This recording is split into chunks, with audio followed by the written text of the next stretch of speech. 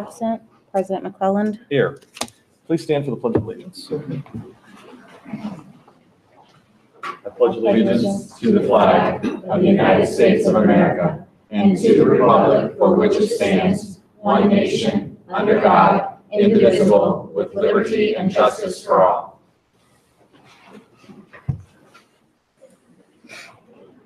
Members have our board minutes from our February 12th and 26th work sessions. If I could get approval, or if there's been a review and any questions, no questions, I'd ask for approval of those minutes.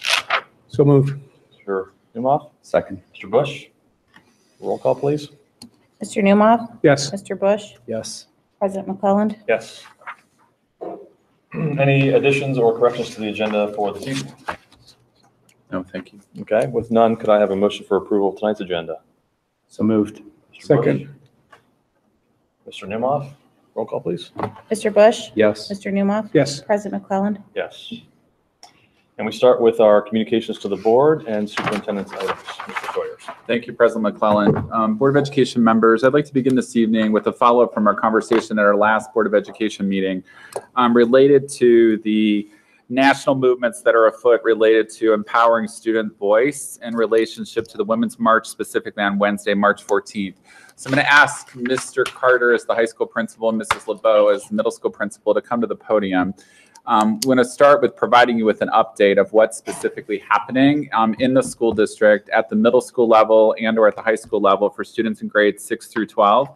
We've sent parent communications home over the course of the last week, both from Mrs. LeBeau and from Mr. Carter in relationship to the activities on Wednesday to support student choice and empower student voice across the United States in relationship to the Women's March.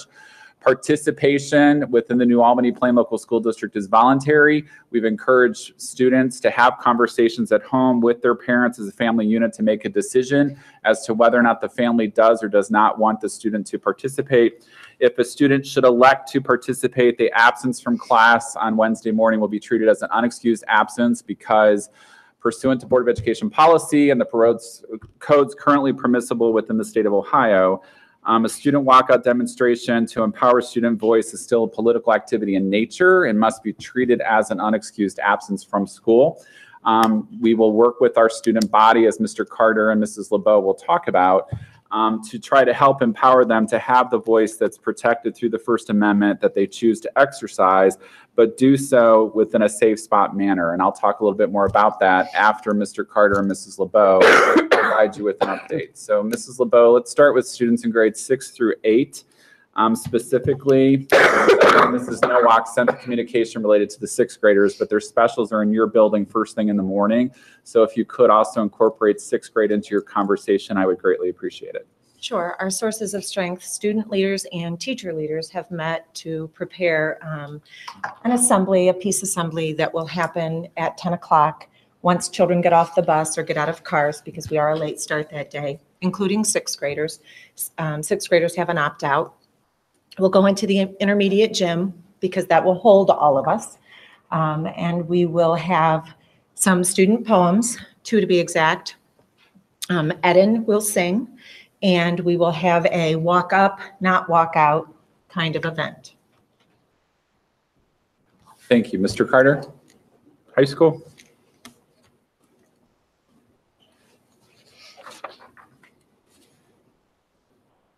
Good evening, everyone.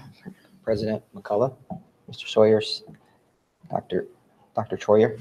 Board members, thank you for allowing me the opportunity to speak about the events that are happening on March 14th. All this came about when several students emailed me shortly after the events in Parkland, Florida, because they wanted to do something. I believe in student voice, opportunity to come together and do something for good. So after meeting with students in our SOAR group, and SOAR is one of our groups that looks at climate and culture and recognition and rewarding positive behavior. The students came with an idea to have a peace rally in the afternoon, and the time was centered around the time in which the shooting started in Parkland. Ironically, we had a active shooter drill that same day at the same time. So it was eerie that it happened, and that really shook the kids and caused us to just pause and figure out what we can do as a school. In the process of me planning with those students, it was a group of, I think I received 3 emails, and I called the SOAR group because there was 2 of the students who emailed me were from the SOAR group. So I figured Student Council, SOAR, NHS, Key Club, we have a number of student groups. I thought SOAR would be the ones who want to engage in a conversation about that. At the same time, there was a group that was planning a more deliberate and intentional walkout, and they informed me of that and wanted to meet with me because they wanted to make sure that this was something that I was aware of and we weren't caught off guard. So I appreciate the students wanting to, again, exercise their voice, be a part of the national conversation. And our goal, moral obligation, and responsibility is to provide the conditions for safe, for the students to be safe. So with talking to both groups last Friday, I believe it was last Thursday, we had a collaborative meeting, came up with some ideas, heard their ideas, and I stressed the importance of them being in school, stressed the importance of, being responsible in their behavior. So they came up with the idea that they still want to participate and establish the walkout, but we were still going to have the peace rally because that's something that's bringing the entire school community together. So I'm proud that the students stood up and are wanting to do something to bring the school together and also just raise awareness.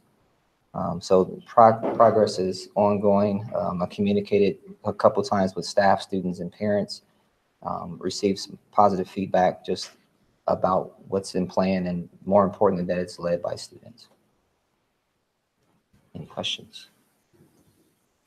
So to summarize, for Board of Education purposes in our community, and it's in the written communications that we've sent home today, again, student participation at the walkout demonstration that's anticipated for Wednesday is voluntary. It is protected through their First Amendment right to exercise.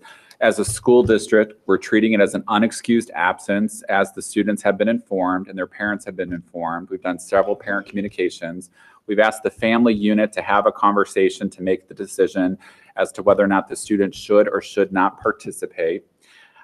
We've directed staff members, because I've been asked this question several times in relationship to staff participation. Pursuant to Board of Education policy, staff cannot participate in a politically motivated event of any nature during their normal work day.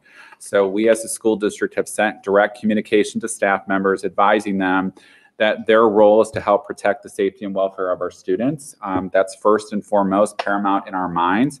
If students stay in class and do not walk out, teachers, as always, are required to stay with their students because we will not leave students unsupervised because it jeopardizes their safety and welfare. If students in the entire class do walk out, we've advised staff and directed them to escort the students to their safe spot, so where the students will be gathering, for direct adult supervision. Pursuant to Ohio Revised Code and conversations with our legal counsel, students walking out on school grounds still requires the school district to provide adequate supervision for safety purposes. So if the kids do walk out of an entire class, we're asking his or her teacher, the teacher in that classroom, to then follow the students and provide really perimeter supervision. Staff have been directed not to participate in any of the activities with students, and the students have been advised through conversations with Mr. Carter not to invite staff because it'll be a violation of their terms and conditions of employment, board policy, and Ohio Revised Code. So we're trying to protect everyone's interests and honor the fact that we know this is going to occur. The students have told us they're going to exercise their right pursuant to their First Amendment, and we're trying to put provisions in place to keep everyone safe.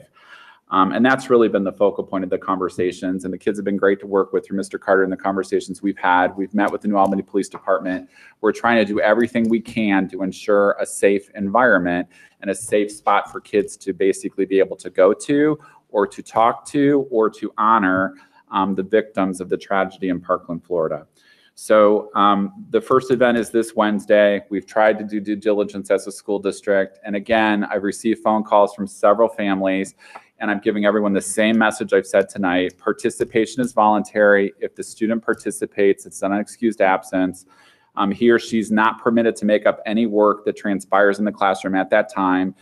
They will receive zeros for it if it's a graded instructed activity pursuant to board policy. So we're trying to give everyone all the information up front to make the educated decision that's necessary, just so everyone understands what's happening from the school district. We have not endorsed the activity. We're working with the students to create an activity that protects their safety and welfare and gives them the opportunity to exercise their voice pursuant to their rights. And that's been the conversation from the get-go. So I just want to make sure the board understands what's changed. The afternoon, this is happening in the morning on Wednesday based upon continued conversations with the students and the New Albany Police Department. We have talked to Chief Jones and several of the officers within the police department. We have plans in place to strategically place additional officers on the school campus during the events that are taking place on Wednesday to continue to protect the safety and welfare of kids, because that's what we care about. We want to make sure the kids are safe and have the opportunity to participate as they're choosing to, but do so in a manner that's respectful to both the memories of Parkland, Florida, and respectful to the fact that the school district wants to keep the kids safe while this happens. So it's been a dialogue, but this is where we're at.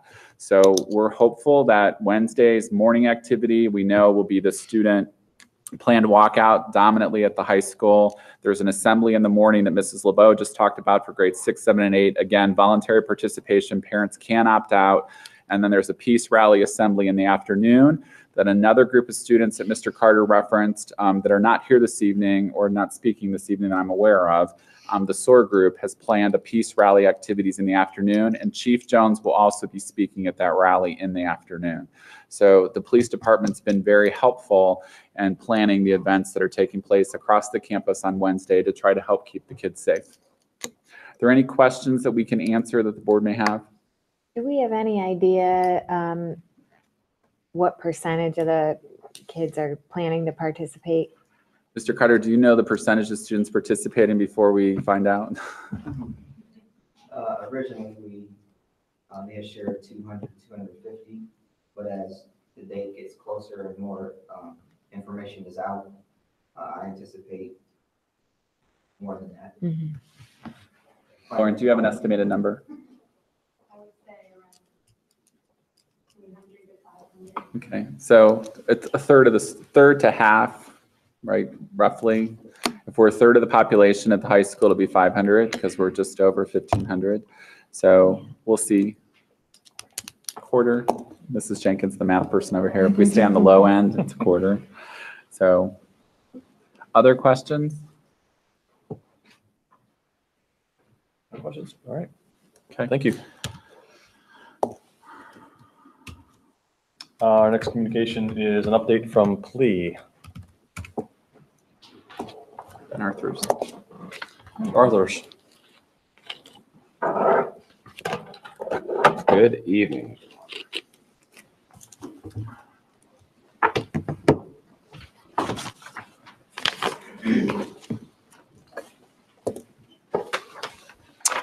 Good evening. Thank you very much, board members and administration, community members at large.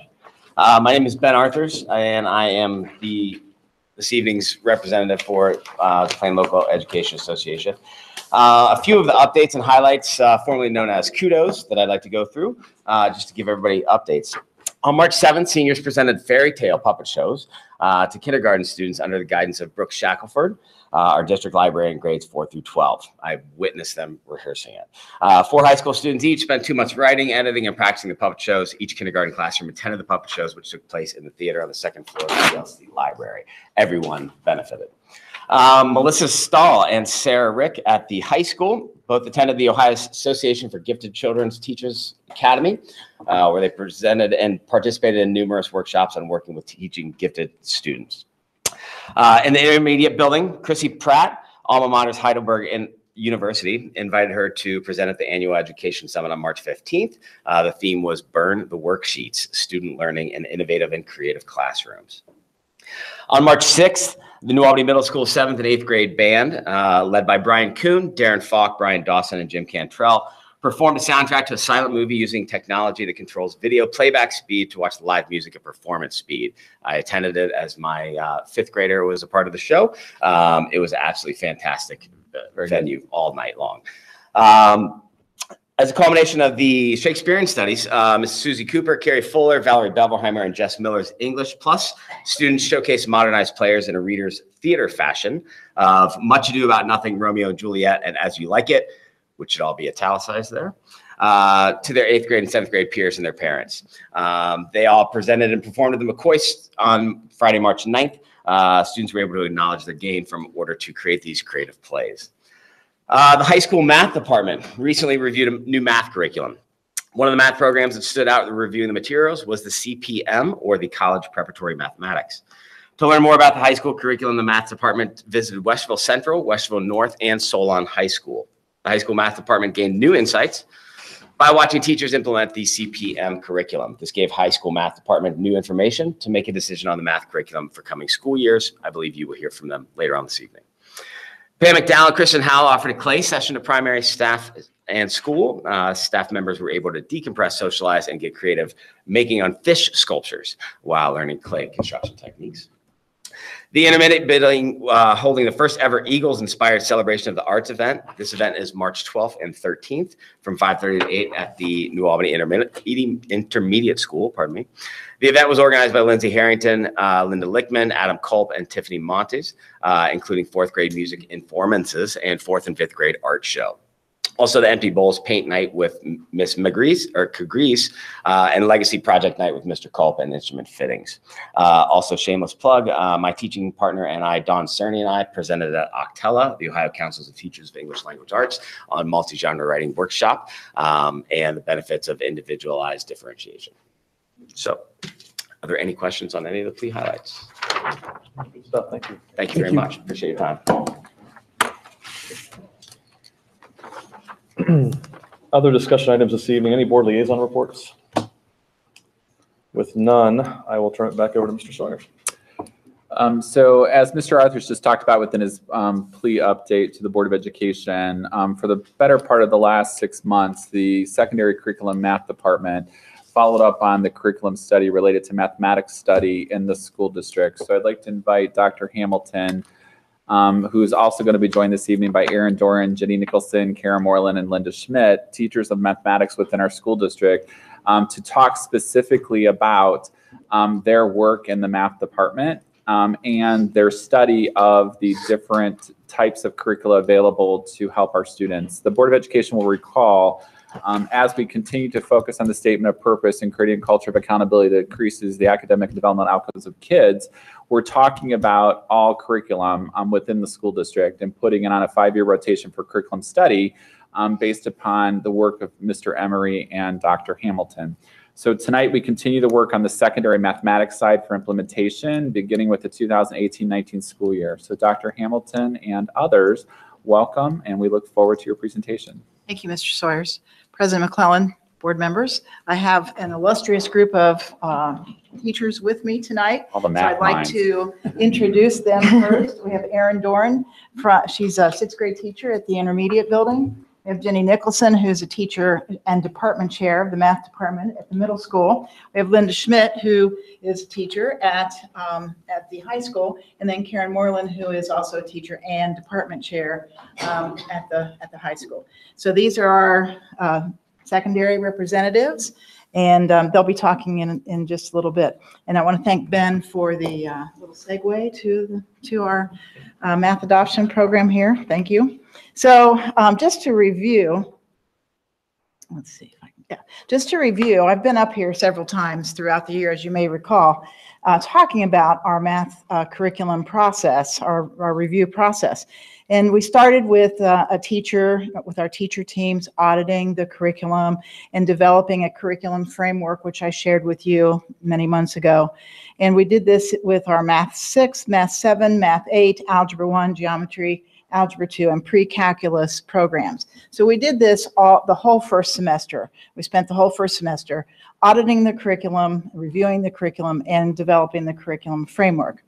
Then we had the Hanover study, in which they surveyed the 15 high-performing districts in the state and a couple of districts using Bridges curriculum in the elementary schools, because we wanted to see what they were using, since they used Bridges at the elementary, what they used at the middle and high school. So we had that study that also took place. And we know that from that study, they recommended three programs that the 15 districts had used. CPM, or college preparatory math, was the number one choice, and there were six of the districts that actually used that. Eureka was another possible curriculum resource, and we did obtain copies of that, and we did look at that and decided that that was not really what we wanted it was not a good fit for our district.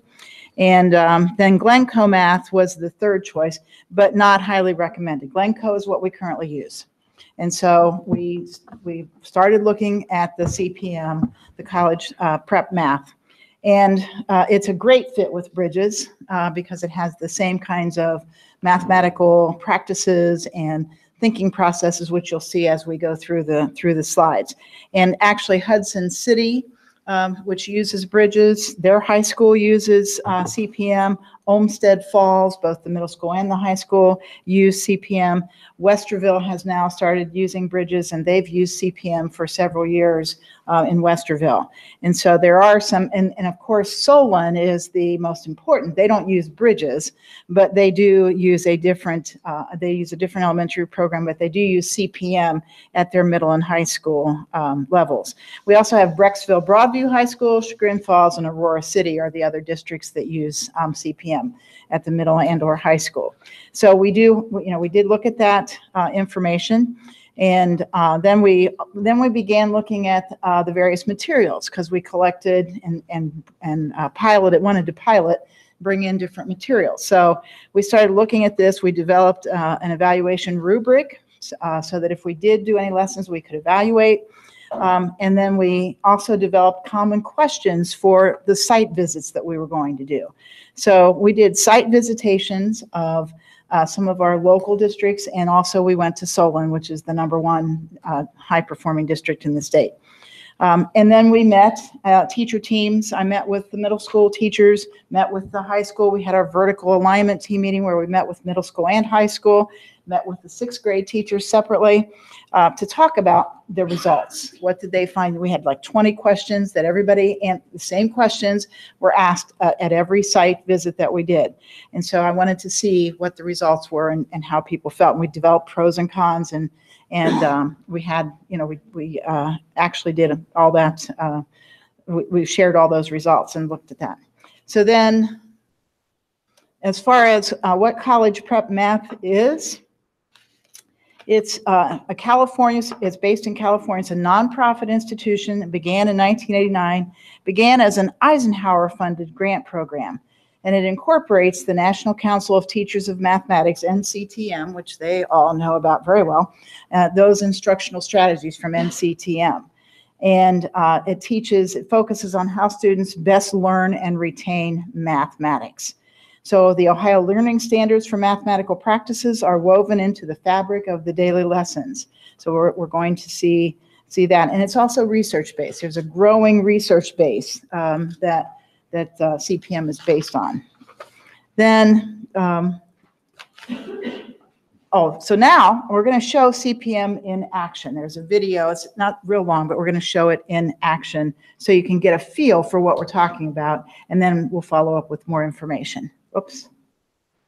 Okay, so I just need to click on this, Patrick. Oops, I went too far, didn't I? There it is. Oh, thank you. It's going to load. You might be showing the video. You might not be showing the video.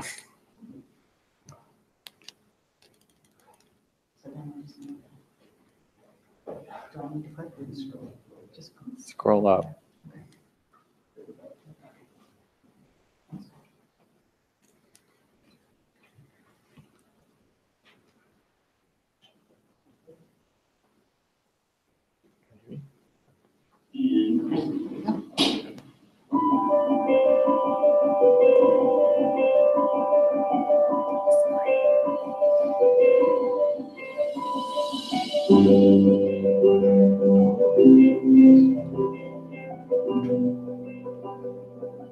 CPM educational program is a nonprofit consortium of mathematics teachers and university professors dedicated to improving 6th through 12th grade mathematics instruction. Since 1989, CPM has provided teacher-written, problem-based instructional materials and complementary professional development to support the teachers. Recently, CPM videographers visited math teachers and students at Godinez Fundamental High School who are using the CPM curriculum. Good afternoon, boys and girls. If you have not done so yet, open up to page 429. I love teaching today. When I first learned about it, it was sort of like everything I had been looking for.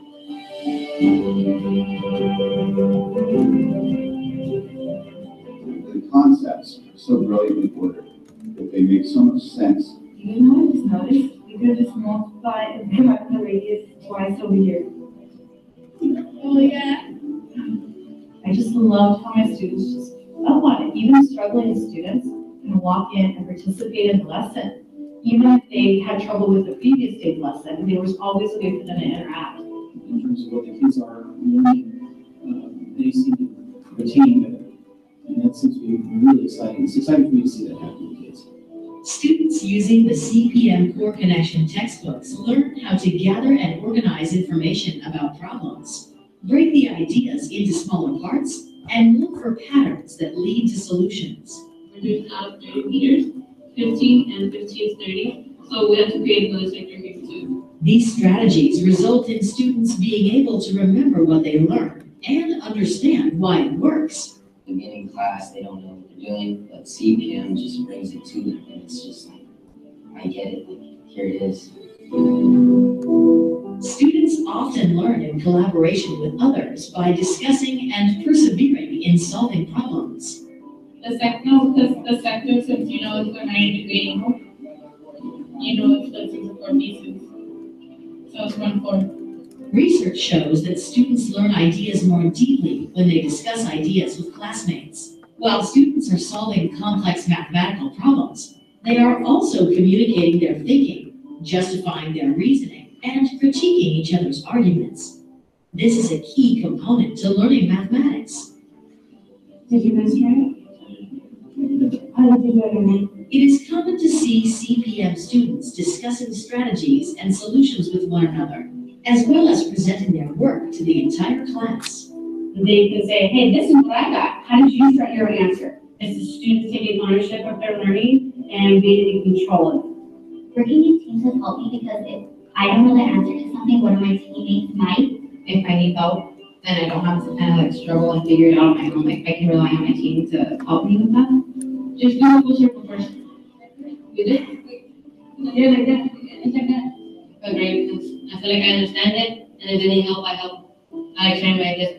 I get to collaborate with other students, and they get to do the same, and it just makes me a more successful student.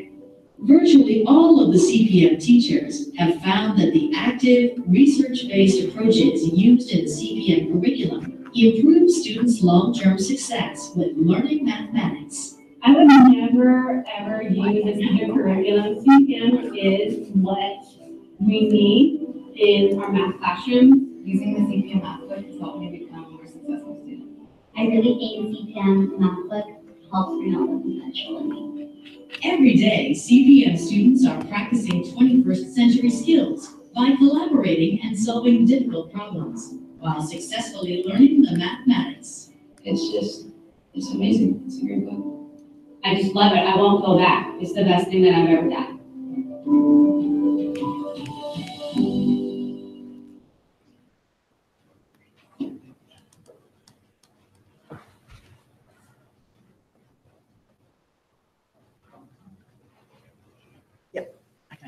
Thank you. So this gives you a feel for what the teachers. Oh, we're doing it again. For what the Video's gone. That's all right. The music's kind of nice behind. Gives you some idea of what the teachers viewed when they visited the classrooms. They'll talk more about this when they talk about their visitations. But as far as the research-based mathematical principles, we have the content standards. The learning standards are the what. The mathematical practices and principles are the how. And then the why has to do with increased knowledge, depth of understanding of the mathematical principles, and increased results, which I think you heard from the video.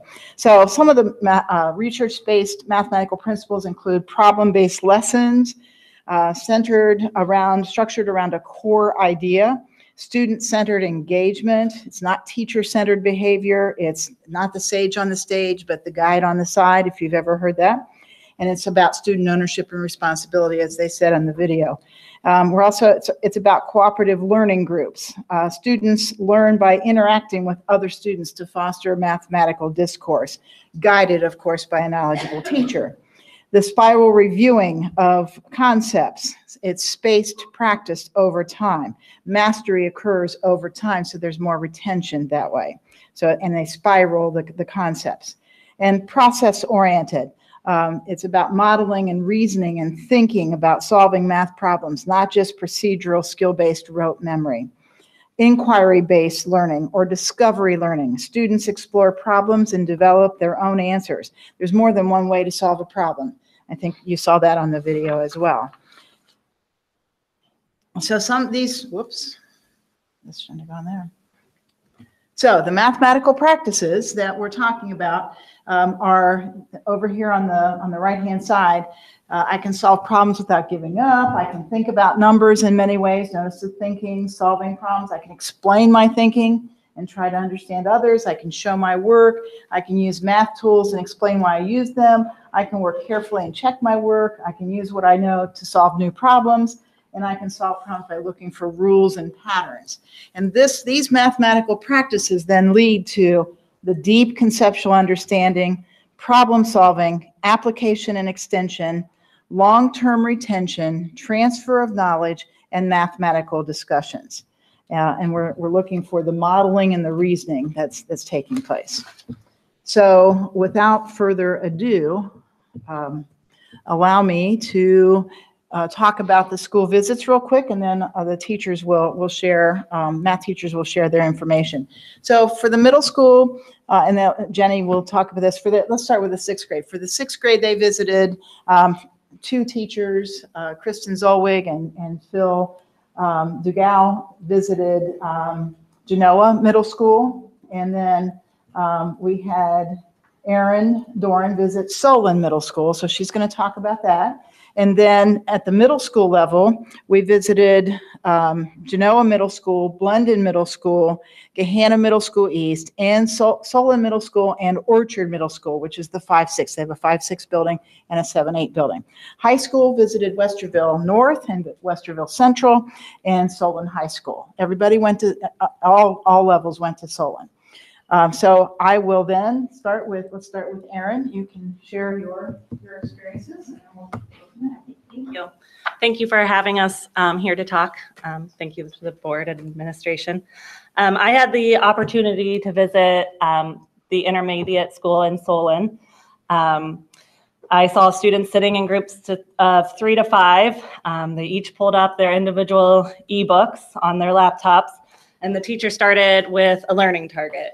She presented them with a problem, and she reminded them of their understanding that they developed previously from the day before, and then they just kind of were off on their own. That was the extent of her standing in front of the class. So she then acted as a facilitator going through as they went through the lessons. So the groups communicated and collaborated as they moved through problem after problem, using and applying previous knowledge to develop new understandings and make new discoveries. The groups were directing their own learning and sharing different strategies as they worked together to problem solve. Again, the teacher just walked around as a coach, as a facilitator, presented them with new questions, modeled using manipulatives, and provided feedback as she went along. I was truly impressed with the amount of math talk the students were engaging in. What you saw in the video was what I saw at Solon Intermediate. They were listening to each other and working together to come to new understandings.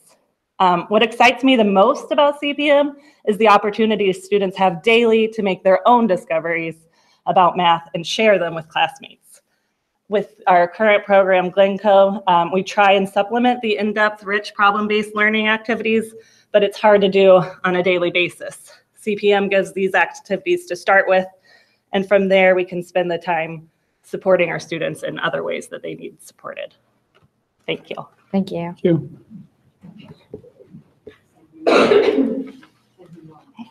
I'm Jenny Nicholson from the middle school. All of our middle school math teachers, including the intervention specialists, all got to visit one of the schools. I went to Solon Middle School, and the common thread I saw in all the classrooms was the students working in groups, exploring a problem.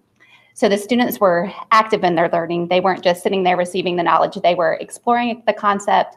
They were discussing the problem that was either in a everyday context or using manipulatives to discover the concept. And the teacher's role was facilitating, walking around, monitoring the groups, providing support and intervention when needed. The one thing we did hear about was 7th grade materials might need supplemented to cover all the state standards. And one thing that we found that was very helpful, if not essential, was providing the students with resource books that the teachers created where they could write their key ideas, their notes, they could do the in-class problems and their homework. Solon has spent years developing this, and it was really helpful for the students to have all their work in one place. The teachers still had autonomy in how they chose to organize their class, how they supplemented the lesson, how they differentiated as needed.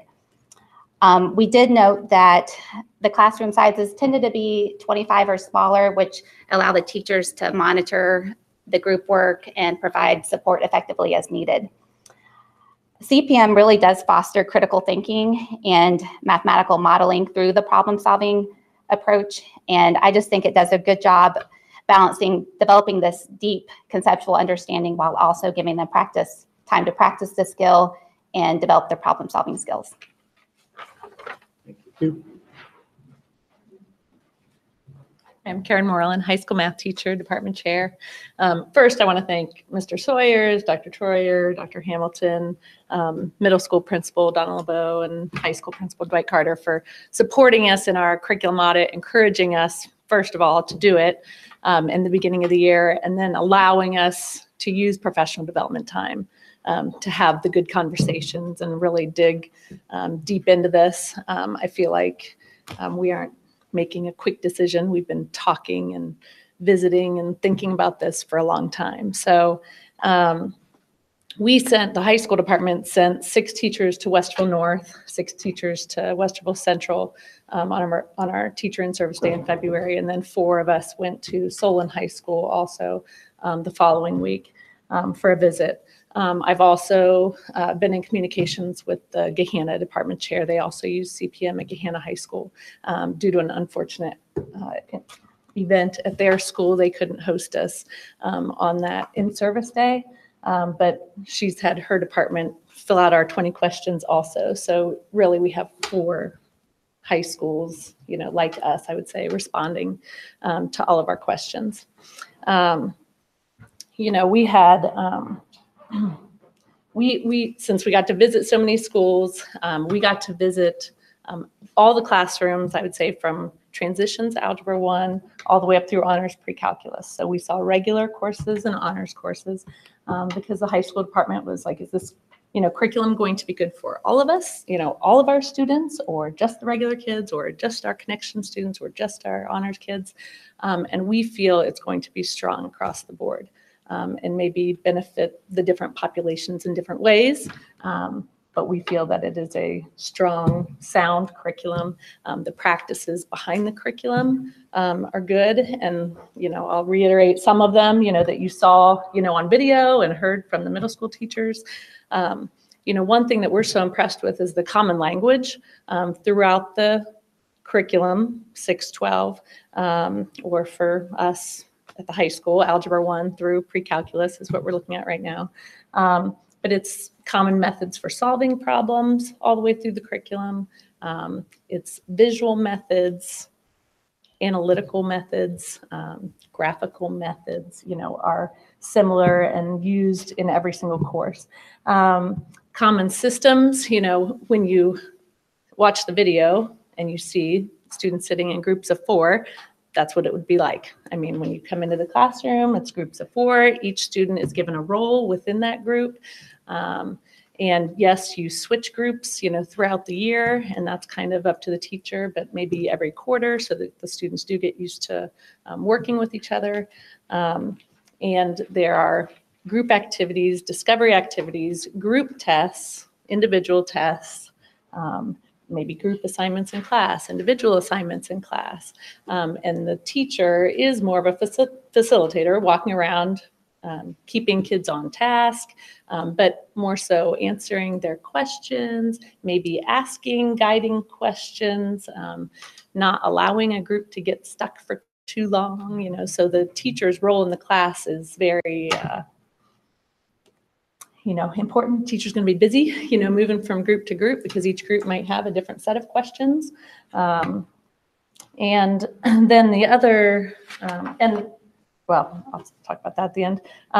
The spiral review of the topics throughout the curriculum is something that I think is, I'll say, most important maybe with this curriculum because students are constantly reviewing previously learned material. So I'll say maybe our current curriculum that we use might be a bit fragmented, when we learn, graphing linear equations in chapter 1 and then graphing quadratic equations in chapter 5. And students might not make certain connections between the different patterns that might be seen within the different types of functions that they're working with, say in Algebra 1. Whereas this curriculum, they're doing constant review problems every day on homework problems, and tests are 40% new curriculum, like new topics, and 60% review. And so throughout the entire year, those topics are being utilized from beginning to end. And not that, math is a building, subject. And so we do a little bit of that in our current curriculum, but not as much. So the high school department liked that spiral review embedded within this curriculum. Student engagement, I think, the students are going to feel a change in the classroom, but I think it's going to be a good change. Some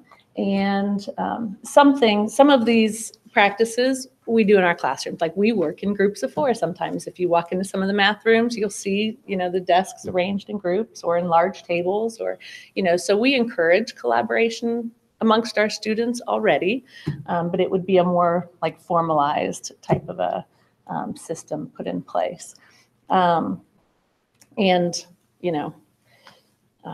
The discovery and the, we'll say math talk, someone else said it, I think, already, that happened within the classrooms that we visited, I'll say was happening more regularly at every level, even at the lowest level. Kids were helping each other, making the connections, using manipulatives for better understanding. I got to sit in a transitions Algebra 1 class at Solon High School, which is there, comparable to our Algebra 1 Connections class.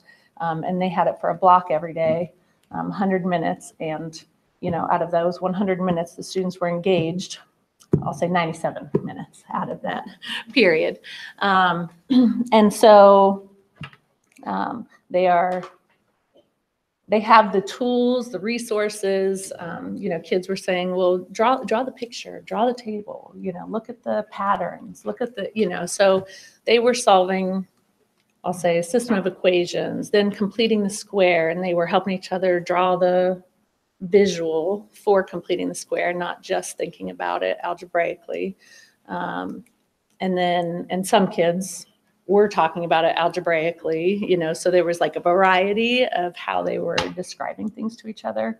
And then they also had a table of, or a graph of data points given to them, which right away the kids put it into a table of values, and then they looked for patterns, and then they were writing the equation for an exponential function. So, those are three pretty different, I'll say, topics, in Algebra 1, but the kids were able to transition quickly, and that was just like from their homework, and then they went into the day's lesson, so it was reviewing three major topics, that are part of the Ohio standards, that are part of our Ohio State test. And so, I see benefits for sure in this curriculum.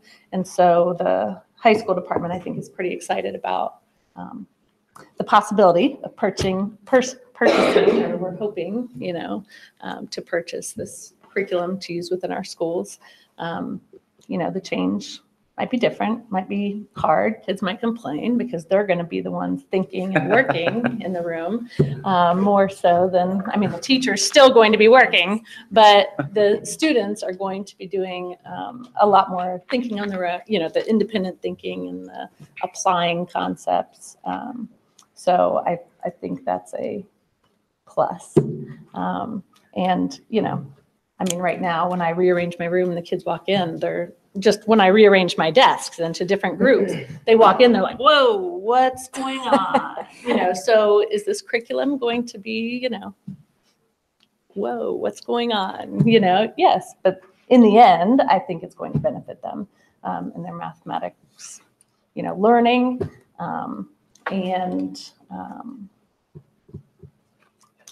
We're hoping that it would tie to our performance and help raise our, we feel like we have a strong math department at the high school and in our middle school, and we feel like we get good results from our students, but we always like to ask, what can we do maybe to get a little bit more out of them? And so we think this will help us do that. Can I ask a couple of questions? So this sounds like, compared to the other programs you've seen, it's somewhat unique in this approach. I would say yes, as far as, more of a teaming concept, but also the material itself, the math content, the discovery learning, and the spiral review, I think is different than the Glencoe curriculum that we're currently using. What do you think the challenges will be for teachers to switch to this methodology? I think the first year in, it's going to be learning for students and for teachers. So the teacher is going to be more of facilitator, keeping kids on track, moving forward with the content. But it's a maybe different ordering of topics and maybe a different way of teaching things. So when we have kids factor using a box method, it's kind of visual. It's going to be new for some teachers, but we're thinking it's going to be good for the students, and it's going to be common. We'll have that common language, Algebra 1 through, pre-calculus. And so the methods might be different. But then once the students see a certain method or some type of problem presented a certain way, I'm hoping that then they'll be able to make the connections. And some students will make it quicker than others, but that's okay too. To more of the algebraic, approach, and be able to recognize it quick when they see a certain type of function, and, oh, this is this type of function, we need to do this based on the patterns that they have found, along the way, if that makes sense. Mm-hmm. And then, sorry. We have one more person. Oh, okay. And then we also have a time for questions. Okay. That's okay. So you want me to hold off? Yes, that's okay. I just want to make sure everybody has a chance. Okay. Go ahead. Hi, my name is Linda Schmidt, and I'm a high school math teacher. I had the opportunity to go to Westerville North High School and Solon High School, and I'm just going to give my observation almost from, I was a little nervous about changing how you kind of mentioned, I kind of took we do a lot of great things. Why are we throwing them away? Mindset. And I was like, we do team tests, we do group work and things like that and some discovery. But then when I was able to go actually see CPM in action, and you saw a small bit in the video, it really elevates what we've already been doing. That was my biggest takeaway from that was we do good things, but we have pretty high goals, and we have Ohio State testing and ACT goals as a district. And I believe this is a platform that would help us achieve those goals. I was really hesitant to go and look and go, this is what I do every day, and I get good results, but I think that can help us get better. I walked into a classroom in Solon High School, and I've taught Algebra 2 for 11 years here at New Albany, and I saw students do what they call a system of 3 variable equations, and that's something that takes a regular, even an honor student, a couple of days to catch on, and those kids did it on their own. They discovered it in about 30 minutes. And I was just jaw dropped, like, wow, like that was awesome. That was a cool connection to see. And I do think it's going to be something that's going to be a learning curve for students, for teachers, and for community members. Just think that's not the way you guys learned how to do mathematics. Someone showed you how to do it, you kind of grasp the idea, and then you can practice it. And this is something you're going to, a student, we can even show, parents, this is something that you're going to have to discover, that there's a learning curve and there's a lot of effort you have to put in, but that's what helps retention, and it's helps us problem solving ideas. So like I said, took it from the visits. My going into it was, we did some pretty good things here, but Solon and again, West River North really sold us on the idea of how we can get better. Thank you. Let me just finish the presentation real quick, and then we can ask questions. So for 2018-19, we're going to implement in grades 6 through 8, 6th grade, 7th grade, 8th grade math, pre-algebra A and B, algebra 1, and honors geometry. At the high school, we're going to do algebra 1, geometry, and honors geometry. And then as far as the kind of support that we're going to have with this implementation for next year, if it's approved, that is, we're going to have 8 sessions that will be provided by CPM trainers. And these sessions will occur in May and in the summer and in the fall. And then we'll have some summer curriculum work, developing some of these workbooks that I think Jenny talked about from Solon Middle School. And Donna LeBeau's already talking to the principal at Solon Middle School about this, developing these. And then and assessments also. And then we'll have ongoing support and training throughout the school year. Then we're also going to, you heard a lot about the manipulatives and the resources and materials. So there's a great bank of test questions, which everybody really liked. We're going to continue Alex at 6th grade and middle school. We have the textbooks that we'll be purchasing and an online 8-year ebook or online subscription. They have toolkits that we can purchase, and then these integer and algebra tiles. These are the manipulatives and mirrors. Approximate cost is $225,000 for everything. And then finally for 2019-20, we're phasing in the implementation at the high school. So we'll go on with Algebra 2, Honors Algebra 2, Pre-Calculus, and Honors Pre-Calculus.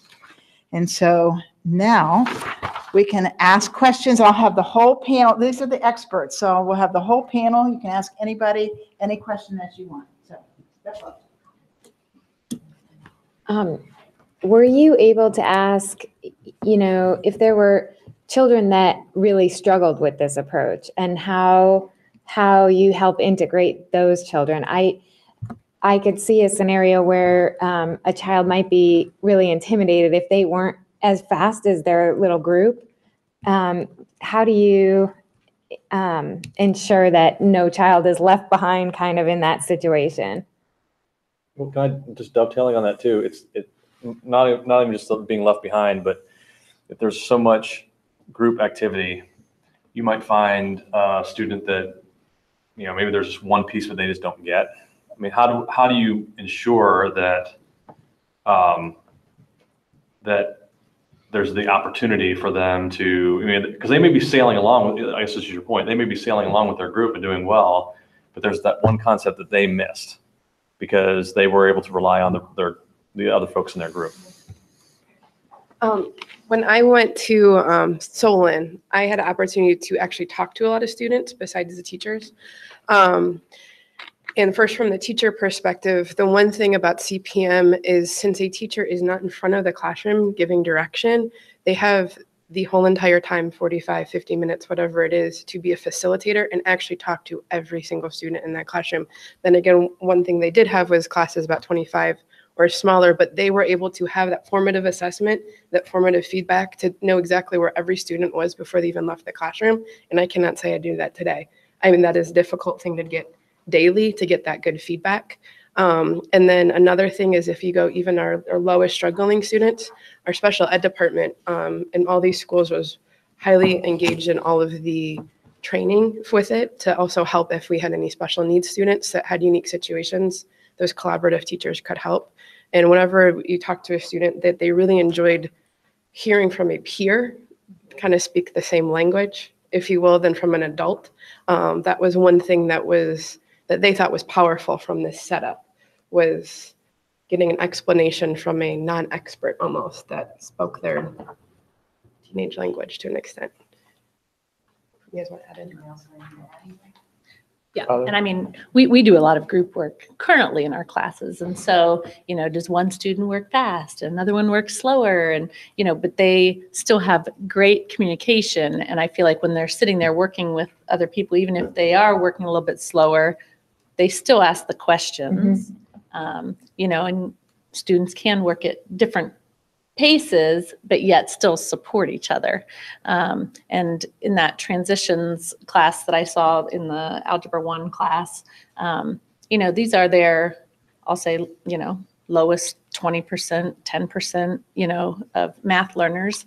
And that entire time they were helping each other, and trying to remind them of tools to use. And, we'll draw your picture and here's this and look at that equation over there. I tried that, and even if they were,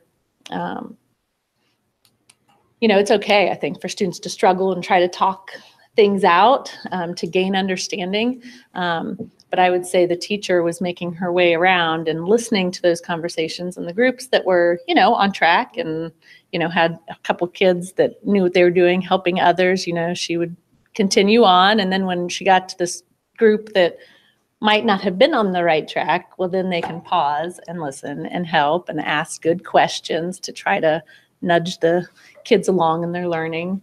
And, it doesn't have to be, as scripted. Like as a teacher, I'm going to make sure my students are on track. So, she pulled two groups together, that were maybe a little, confused about a topic, pulled out a little whiteboard, was showing, different tools they could do it, showed a couple different ways they could do it. And within 5 minutes, they're back at their tables working again and, helping. And so, it doesn't have to be a sit there and struggle all period long. It's it's okay to have a little bit of struggle and discussion and trying to figure out and trying different methods. But, the teacher will be aware of when a group needs a little bit of extra help, I think, and, aren't going to let them flounder for too long.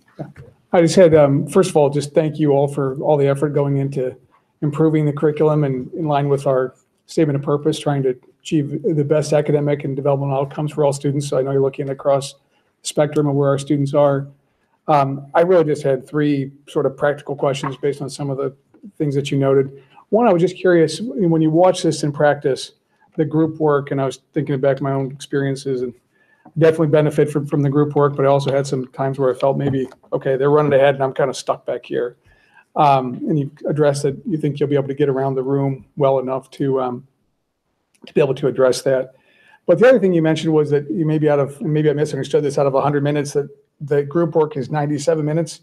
Is there like an initial overview of here's the concepts we're trying to work with today, or is it really jump into the group work right away where it's student to student? The teacher did start with a learning target. Like this is our goal for the end of the day. And then there was a wrap up at the end of the day too. But it allowed a lot of time for that group work.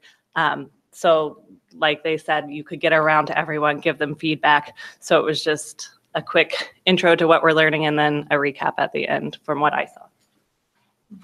I noticed too that this is where the teachers can have autonomy in how they want to intervene. Like some of the teachers, if the whole class was struggling, they would pull them together to provide support or individual support. So the teacher can make decisions based on the needs of the class.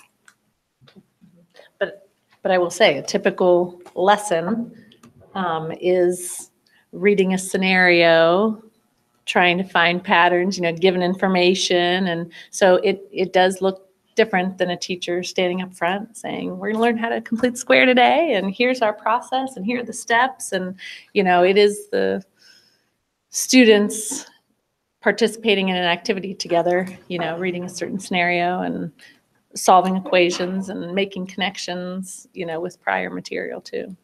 Okay, thank you. And then a sort of a follow-up to that, just in terms of the dynamic of how they work together, moving from that sort of classroom to the chalkboard or the smart board and the teacher in front. Now you've got 4 or 5 students working together, and you mentioned ebooks and textbooks. Is that 4 people? I know my kids are used to looking at everybody else's screen, so maybe it's not a problem now. But are they looking at 4 separate screens when they're working together, or is there a common stream? Do we have the technology needs to be able to implement this successfully? Okay, so the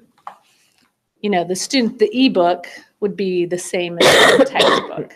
So they could utilize a personal computer or a school computer to pull up the textbook, or they could have their physical textbook in front of them. And we saw a mix between the ebook and the textbook, so if they wanted to leave their textbook at home, but they carried their computer back and forth to school, or vice versa, they would have the flexibility to do that. And so as a teacher up front, you could pull, in the ebook or whatever you needed to, whatever materials up onto the screen in the front. That answer your question? Was that what you were? The platform that's being introduced asking? is textbook based. It has future aspiration for an ebook environment at the high school. Okay. We're not starting with that as the introduction because we don't have the one-to-one devices across the campus to do that. That'll be a future conversation, honestly, at an April board meeting about something we're proposing for implementation for next year. However, the student answer that I forgot my math book at school goes out the door because you can always look it up online at home. So you have online access at home, even if you forget your book at school.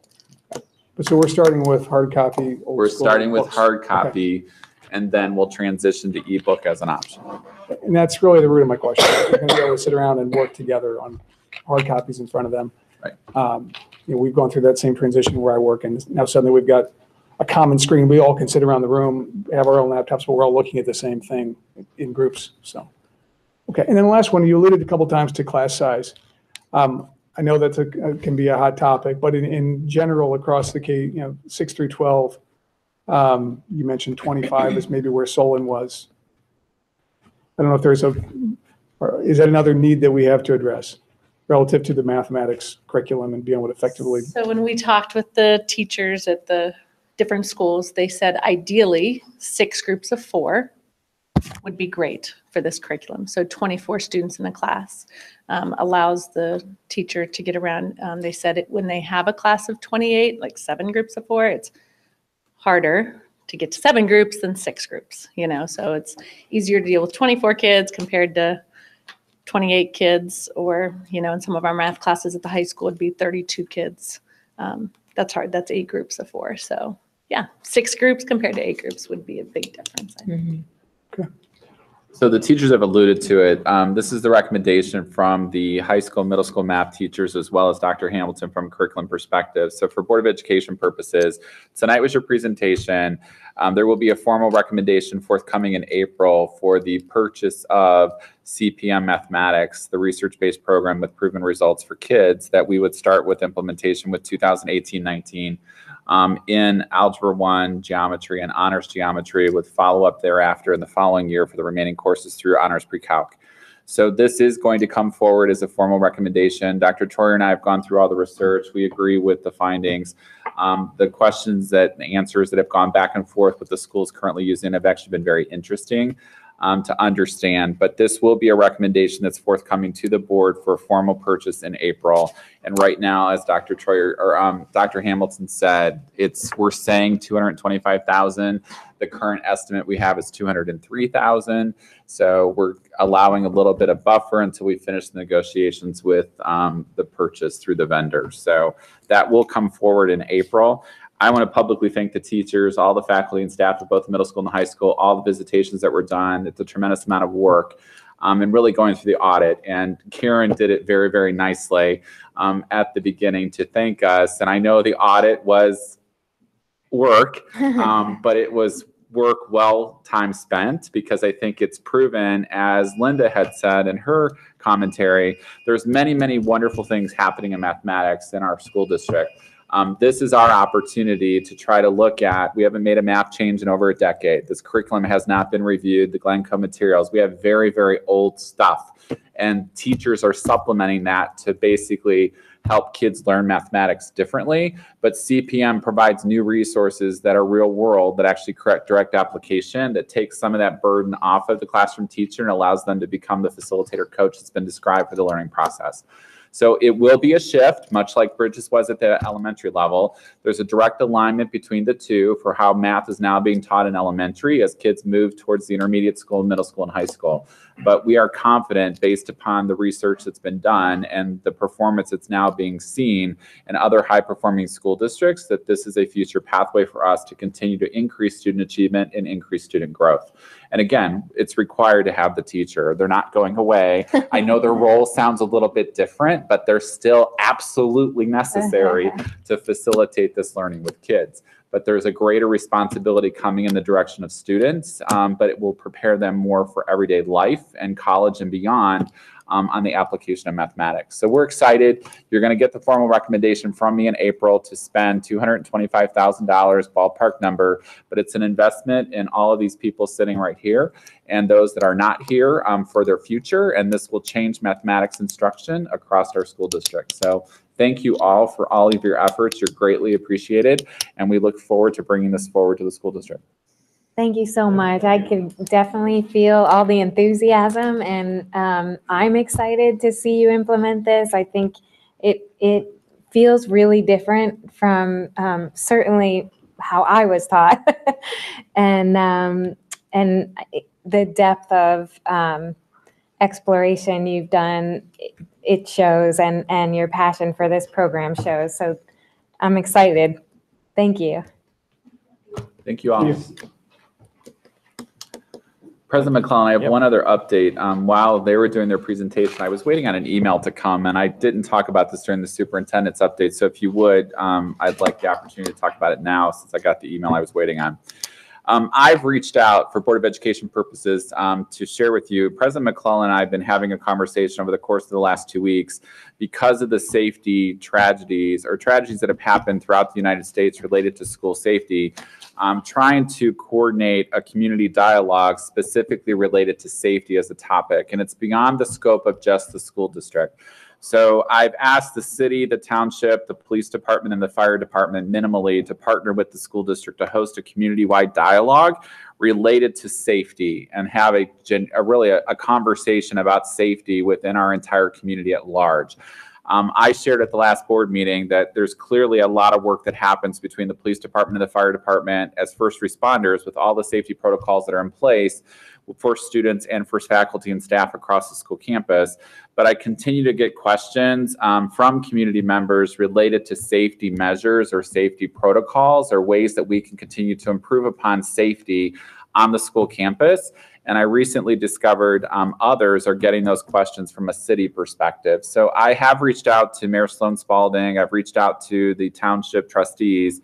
And I've just heard back from Chief Jones as the police chief, and Assistant Fire Chief Rupp had responded to me earlier this morning that we're going to try to host a community dialogue. I'm going to propose to the board that happens at your April 9th work session, because you already have a predetermined scheduled date to meet. And that gives me time to work with the city, the township, the police, and the fire department to plan the event, and then for us to publicly advertise it. With spring break being 2 weeks away, I have to avoid the last week of March. So I believe this is a very timely conversation to be having. However, I also have to be conscious of the fact that there's a lot of people leaving for spring break, and we need time to plan the event. So I am going to recommend, as I did with Mr. McClellan in our conversations this morning at our meeting, that the Board of Education entertain a community dialogue with other partners on safety, and basically make it a question and answer kind of listening session format is what I would propose, to let the public ask specific questions, and then we can provide as many answers as possible related to it. So is there any feedback from Board of Education members before I continue down this path to try to plan this on your next work session date? I think it's a great idea. I'll second that. I mean, obviously, it's a hugely important topic, and anything we can do as a community across varying governments within the community to absolutely work together. It's a great idea. It's really kind of stems from first our discussion a couple of weeks ago here when we had the conversation with the folks about the health and well-being initiative, and all of the people from around the community that have come together to kind of begin to spearhead that whole project across the community. Same idea here, but to take it beyond a room of this size, because I think we're gonna probably have a little bit more interest, and but have that same sort of dialogue with the community. You know, this is I mean, we all care about the safety and security of our kids. You know, all four of us have students in the school, and we're all members of this community. And in order to have an environment where we're able to achieve our statement of purpose, it goes beyond the four classroom walls that they're in every day. It's really a community effort. And so I think having this dialogue and engaging the city, engaging the police and fire departments, engaging mental health professionals, it's I think a great opportunity for us as a community to come together. Agree. Yeah. I think we'll work on planning. the approach of pulling the community together has demonstrated that it's very effective for us. As part of Governor Kasich's State of the State activities, Concord Health and Adam H. invited us to share our wellness initiative with state agency officials, and we hosted a lunch and learn with 50 people here who were so excited about the groundbreaking initiative and wanted to just help us as much as they could. And I think that, you know, engaging as broad a community as possible is how we get things done and solve problems together. So I love the idea of you know, taking this approach more often, and it just raises awareness too. Okay, we'll move forward with planning. The 6:30 meeting on the 9th, I'll get back to you on. We'll have to move to Mr. McClellan's point. This cannot happen in this room. We would anticipate that there will be a crowd. So in all likelihood, it'll be held at the McCoy or at the middle school cafeteria, but we'll publicly advertise what that's going to look like and the time frame. But in all likelihood, your meeting on the 9th will look a little bit different based upon the tradition. Okay, very good. Thank you. Thank you. Thank you. We have our first opportunity for public participation. All right.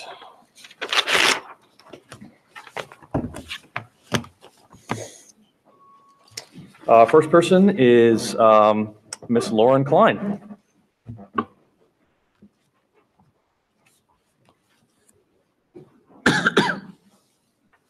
If you, Lauren, before you start, if you could just state your name and your address, and then we'll go.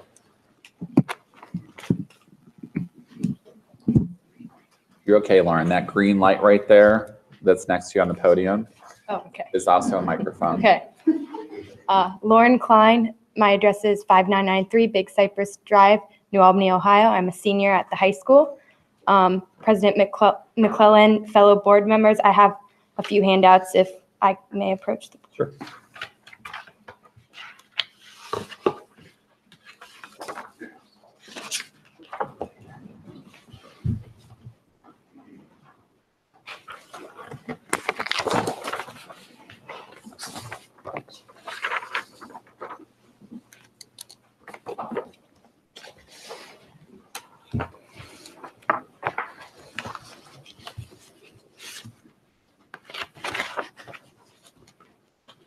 As I said, my name is Lauren Klein. I'm a senior at New Albany High School, as well as a member of SOAR, as Mr. Carter was talking about earlier, and a member of the National Honor Society.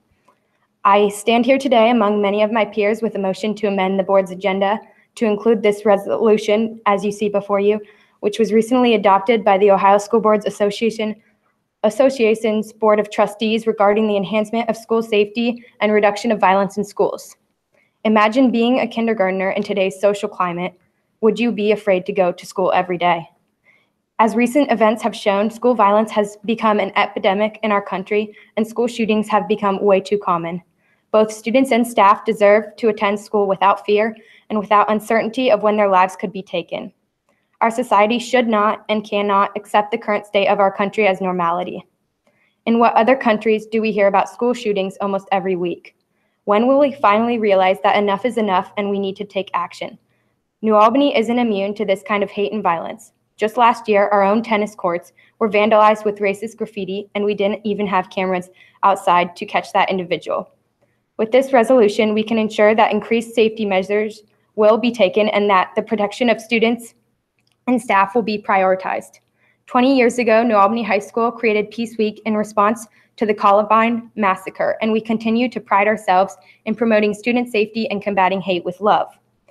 It is almost 2 decades later, and look where we are now. We are still sitting in the same place with the same issue on our hands. If we do not take this recommendation from the Ohio School Boards Association that we pay to be a part of, we are just another part of the problem. With that being said, I encourage you to amend the board's agenda for tonight and pass the school safety resolution I have brought for your convenience, urging both state and federal lawmakers to better fund school safety measures and school employee training on responding to violence, in addition to finding a balance between the safety of our students and teachers with citizens' right to own a firearm. After all, change starts at the local level. Thank you. And I will be happy to answer any questions you may have. Thank you very much.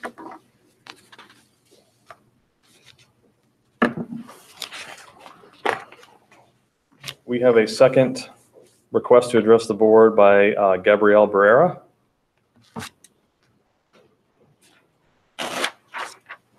And the same thing, Gabrielle, if you don't mind stating your name and address, please, for the record. Okay. My name is Gabrielle Barrera. I live on 5790 Triplet Square in New Albany.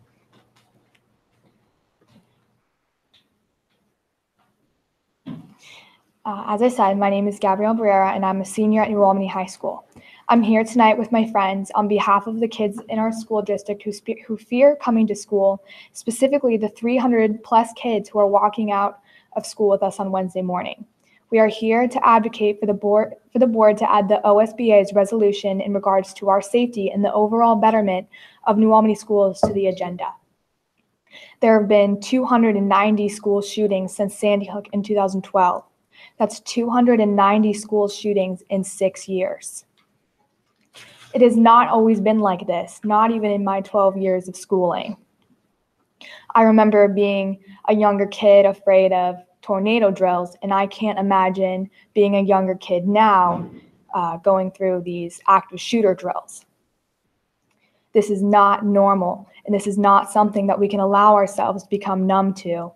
This is above partisan issues. It stopped being a partisan issue when kids started dying.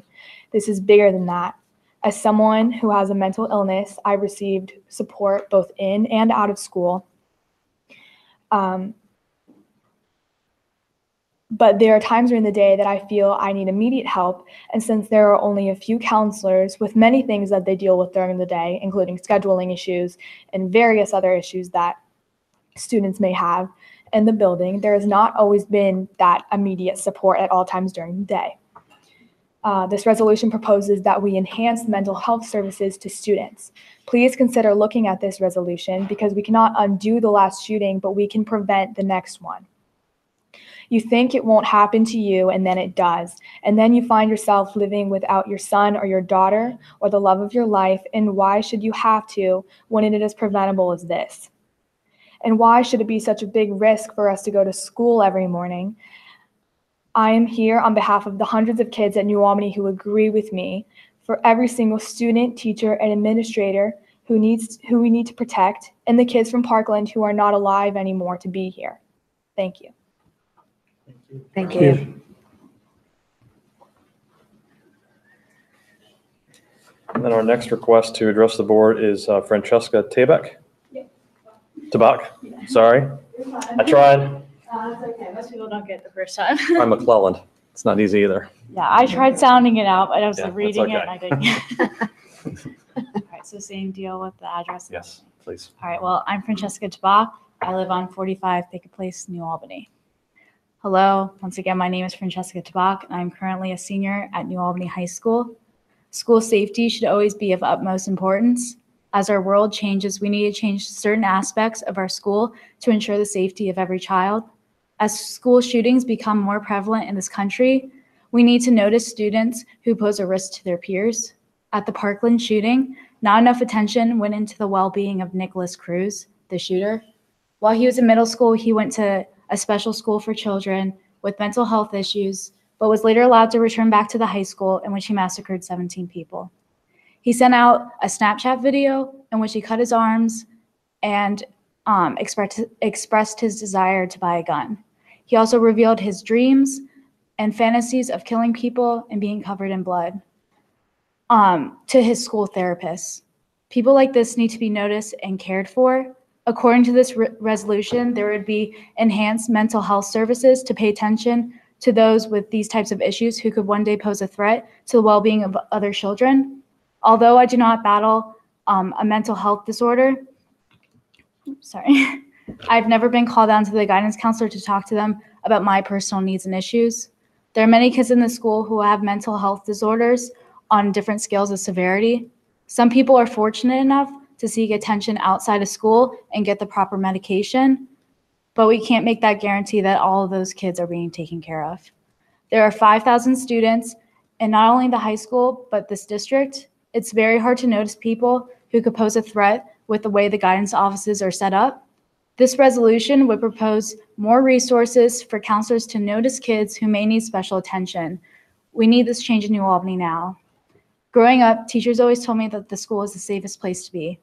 Unfortunately, that's not true anymore. Marjorie Stoneman Douglas High School in Parkland is not that different from New Albany. And referring to Lauren's speech, let's remember New Albany is not immune to hatred, especially with last year with the tennis courts and the racist remarks that were spray painted. We need to take action as a community and a school district to protect children who are in class. We have only just started our lives. Let us live for the rest of them. Thank you. Thank you.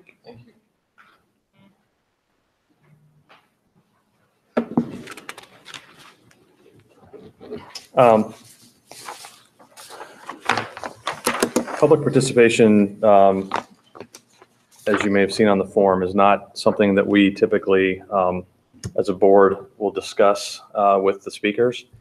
It is an opportunity for you to present your ideas to us, and I want to thank you for doing so, for being brave enough to come up here. That's not the easiest thing to do. So we appreciate it. And, I want you to know that I sympathize with what you guys are feeling right now. As I mentioned, the four of us have students in the schools, and we care about their safety, and we care about yours too. So what we will do is take this resolution, and I will discuss it with my board members. We are not going to do that tonight, okay? But we will discuss it, and I thank you very much for being brave and coming over here tonight.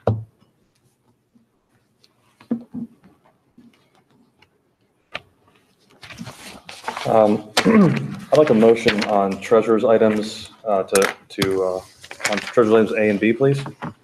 So moved. Second. Ms. Kalinowski, Mr. Bush, Ms. Jenkins. The monthly financials, you'll note that we are continuing to collect our real estate taxes. We actually did get our final settlement in the current month, so you'll see where we ended with that next month when I do the financials, but we are on plan, maybe even slightly ahead of those collections. And then you're also going to notice in the expenditure section that we do begin to see some of the savings that Superintendent Sawyers talked about with staffing and then insurances. You're going to see that happen over the next several months so that when we get to the end of the fiscal year, you'll see that we'll end up meeting that goal of at least $609,000 reduction to the forecast. So that's that. Then the second action that I have is a resolution accepting amounts and rates. These are given to us by the Franklin County Auditor's Office. They set the 2018 rates that will then be collected in 2019. The numbers that are on the attachment assume a 100% tax collection, which we are actually at about now. You'll also notice that our debt millage is actually reduced 3 mils, where we had expected 2.5 mils dropping off. We actually are saying that our residents will see a 3 mil reduction. So we add on the 1.25 permanent improvement, but they're going to see a 3 mil drop instead of 2.5. So that's where that ended up. That's great. Great, good news. Yeah. Any questions? Can I have a roll call, please? Ms. Kalinowski? Yes. Mr. Bush? Yes. Mr. Dumoff? Yes. President McClelland? Yes. And now I'd like a motion for superintendent's items A through C. So moved. Second. Mr. Newhoff and Ms. Kalinowski. Mr. Sawyer. Thank you, President McClellan. Letter A this evening for personnel are standard employee action items. I want to call your attention to one specific thing just because it is different than the normal. It's number 5, the recall from reduction in force. Based upon the staffing that's been completed for 2018-19, we do have the need for an additional art teacher within the school district, specifically for sections for student registration for coursework at New Albany High School. So pending teacher placement, we're recommending the recall from reduction in force from the previous levy failure within the school district of Matt Byram. So the art teacher will come back to the school district. So he has accepted recall from reduction in force pursuant to the terms and conditions of employment with the Plain Local Education Association. In addition to that, we've had a couple resignations that have been received specifically for the school district for teachers for next school year. So we'll start the vacancy process in relationship to hiring replacements. So although we're recalling Mr. Byram this evening, we're also accepting the resignations of 2 teachers from our school district that will create our vacancies for hire for next year. So we will begin the process to secure teachers for next school year now that staffing has been completed. For general business this evening, you have a purchase agreement specifically for Think CSC. This is for the continuation of the web services for the school district. We actually are going through a purchase process with E-Rate to receive reimbursement. So that is letter B this evening, and letter C this evening, as always. We're very grateful for the generosity of our community at large for the different types of initiatives that are supported through both philanthropic and personal donation to the school district. And those are represented in action item C this evening. Are there any questions that I can answer? If none, could I have a roll call, please? Mr. Newmoff? Yes. Ms. Kalinowski? Yes. Mr. Bush? Yes. President McClelland? Yes. And now we have our second opportunity for public participation. Thank you, sir. Elena Stout.